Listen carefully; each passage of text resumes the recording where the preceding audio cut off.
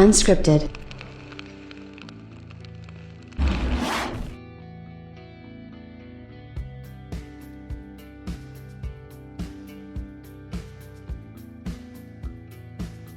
You know, I don't think I get enough credit for kind of keeping that same energy when it comes to Xbox stuff, when it comes to PlayStation stuff. It never really mattered to me as much as the games themselves, and when we see the games themselves, I think that that's the most important part. And then as fans, I think it's also an important part to sort of make sure that if you're unhappy with something that is going on within one of these companies or something along those lines, I think it's perfectly fine to go ahead and complain about it and to sort of maybe get these companies to do something to make it better for us, the gamers. And I think that that's the part where a lot of us continue to see a little bit of stagnation and things like that. And I was even funny because I was on social media today for the first time, kind of just spitballing a little bit with people on there, and it was kind of funny because I said, you know, I think it's probably we're all going to be playing some quote-unquote old games before it's all said and done this year. And the reason why I said that was because if you look at the first few months of this year about what's coming out, it's kind of dry, and not just from the first-party perspective, but from the third-party perspective as well. And we haven't even really begun to see the difference that there's going to be with the pandemic and things like that. Believe it or not, yes, there has been some problems with the pandemic, and we did get some delays last year, but I think we're going to get even more delays and more issues this year, and it could be with the the first party stuff too. And what I mean by that is quite simple. What we did see with Sony is that they were originally saying that Gran Turismo 7 would be a game that was coming out early in the this year, and now it's just scheduled for sometime this year. So that could be a situation where we see that sort of coming out, and I think that there could be all kinds of changes that we could be foreseeing and things like that. But one thing that was very interesting for me personally is for the longest time I was like this guy that was this there's media bias, and I fully take my brunt of that. I was like fully immersed in that whole media bias nonsense. But even with that being said, it's just so unreal to actually think that there might be media bias and things like that. So when Sony does something, they usually get praised for it, but they also get called out for it. Microsoft seems to do less good things, so they tend to get called out for it a little bit more. So when IGN was basically calling out something in terms of what Microsoft was doing, I thought that this was funny, and the reaction from a lot of the Xbox fans was absolutely kind of funny to me. So maybe a little bit hypocritical, but hey, that's what I do best.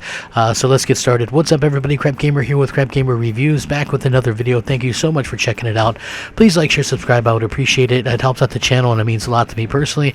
And shout out to all the old subscribers, new subscribers, and everybody in between. So I did a video recently, and I was talking about that whole situation with the batteries and stuff like that the Duracell people have made with Microsoft, right? And so you have like the head of Duracell saying, well, we've got this long-term deal with Microsoft, and and that's why there's batteries in their controllers. And then you have Microsoft trying to kind of refute that because they know it makes them look corporate and things like that. Here's the problem: Microsoft is corporate. Like, you can't really blame like a lot of these news outlets and these sites for kind of jumping and believing Duracell. They're the ones that are out there saying that they probably pay a good amount of money to Microsoft in order to get those Duracell batteries included with those controllers that they sell. Because if you've ever noticed, whenever you buy one, they're always included with them. So you have to kind of keep that in perspective. Now, what exactly does that mean? Well, it means that, they pay Microsoft a good money, and that's just how it is. And, at the end of the day, that's going to be something that, a lot of fans and things like that sort of continue to see this like kind of work towards sort of this viable symbiotic relationship where these companies are all out there trying to sort of do the same things and stuff like that. So hopefully we can see some kind of truth there come out. But it does look like, like for me personally, I wouldn't believe Microsoft on their best day. And that's just me. It's like most companies, I'm kind of, they're like politicians. You don't believe them, they're one stinkier than the next, and that's pretty much how it is. But for me personally, I don't trust anybody. I don't trust any of these any of these people in charge. It just they make my skin crawl, to be quite frank with you. So you see all these fanboys out there, and they're all pissed off and they're all ticked off, talking about how, oh well, Microsoft denied it. Well, what did you expect Microsoft to do? So who are you going to believe? The company like Duracell, who is likely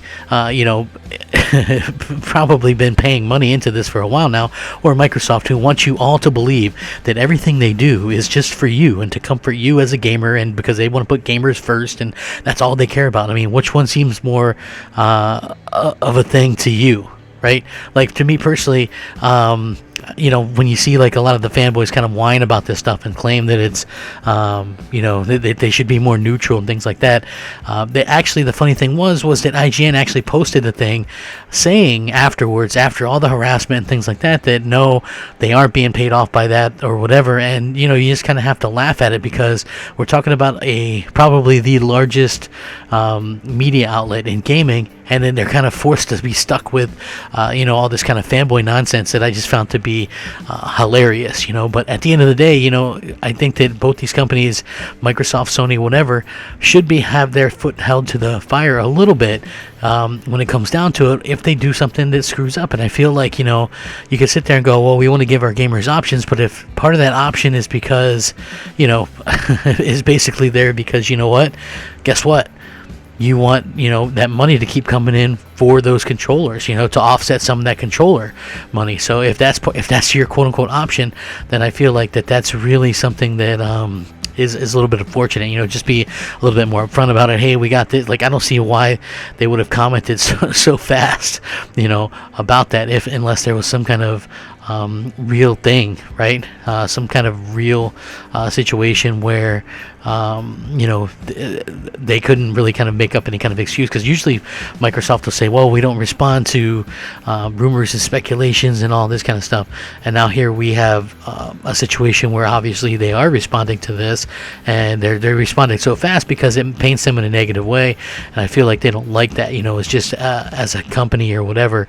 But hey, at the end of the day, maybe it doesn't matter to you, maybe it doesn't matter to anybody, but I just thought it was very ironic and sort of funny to see the way that people were kind of acting and reacting with the situation. No, I don't think that there's media bias in the world. I know I've said before that there was, and I've apologized for that numerous times, and the reason why I've apologized for that numerous times is quite simple. At the end of the day, we can only kind of put into these things what we see with our own eyes. And when you look at it, like for me personally, I'm sitting here and I'd be looking at something and I'd be going, oh man, they're not really giving Xbox a fair shake. And this was early on in the Xbox One life cycle, right?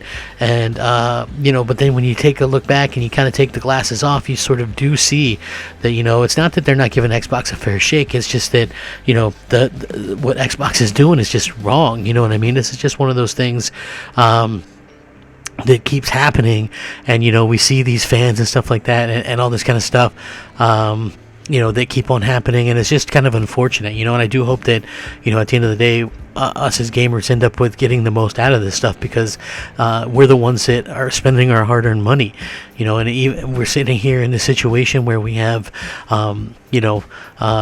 a pandemic and things are shutting down. And this is why I said earlier, like, things are probably going to get dry. So, here's my apology to people that I made fun of for playing old games. I'll probably be playing old games before it's all said and done. I have 600 plus in my backlog, right? The bottom line is this: I played through Sackboy, Miles Morales, The Pathless. I'm playing Watch Dogs Legions on my PS5. On the Xbox side, I beat the Hivebusters DLC.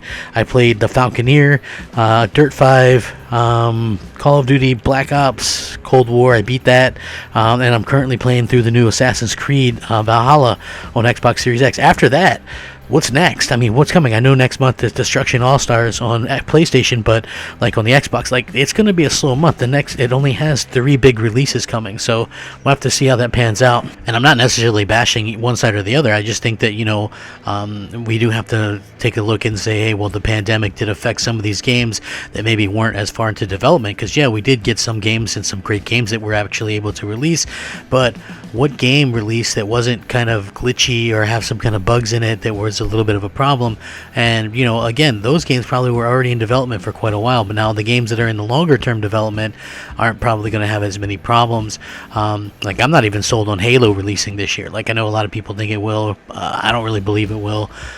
There is a possibility, though. Same thing with God of War Ragnarok. Like, most people assume that's going to be delayed. We'll have to see how that goes. I mean, supposedly they were pretty far into development on that already, and it started off as DLC on the PlayStation 4 from the 2018 game anyway. So, again, we'll have to see how it works out. But, I think that we probably will all end up having to play some kind of older games before some particular point, and, we're just going to have to deal with that. Conversely, I mean, at least we have the older games that we can go back to and play, and most of us have backlogs. I was just saying today I have over 600 plus games that are in my backlog, because I can remember the thirst back in the day when the Xbox One came out, and we were all hyping up like these little games that were coming out, like Max, The Curse of Brotherhood, and things like that, because there wasn't much all to play. So the fact that we do have the backwards compatibility, and I still have VR, like Hitman series going to VR and stuff like that, I'm really much looking forward to that.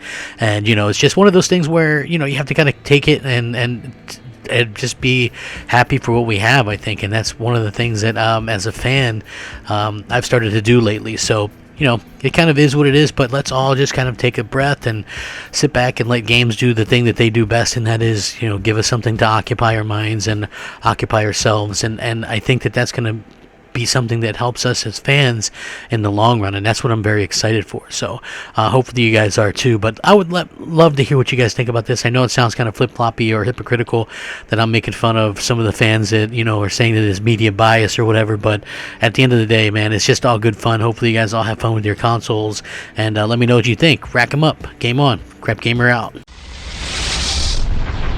Unscripted.